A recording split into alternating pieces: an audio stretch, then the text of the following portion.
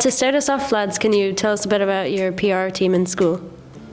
Yeah, so our PR team was mostly all the people in our class and our teacher. So to promote games, we did a lot of stuff on Instagram leading up to matches, just player profiles and headshots and stuff, just to get a better understanding of the players. And our PR team worked really hard in that regard. And how many people were on your PR team? so there was our teacher of our class, and then there was about all of our students in our class. There's about 30.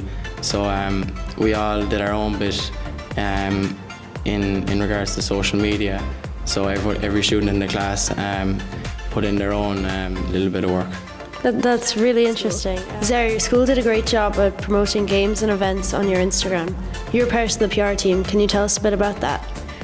Yeah, so our TY students were part of the PR team. So at the start of the year, anyone who wanted to be part of the PR met with one of our future leaders teachers, and he assigned us all to different teams. How did you decide who was going to each match?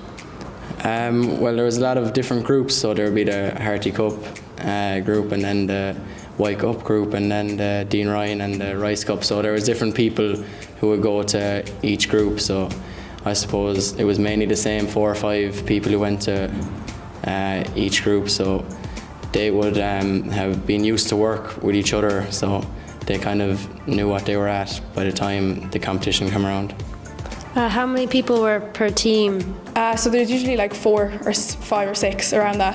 Some people were videoing, some people were taking the score, some people were getting stuff ready to put up in advance. So things like goal or whatever, if there was like an action shot of it or something. So. Did you enjoy working as part of the PR team? Yeah, it was enjoyable. Like the whole class was involved in it. So in the Tuesday morning class, it would be, you know, you're with your friends and stuff, and you're doing your own thing, trying to come up with things for the Instagram. So yeah, it was enjoyable, definitely. Yeah. Do you have any tips for future students? Definitely to just organise yourself, enjoy it, but definitely take it seriously when you're doing it, and you can have the crack afterwards or whatever.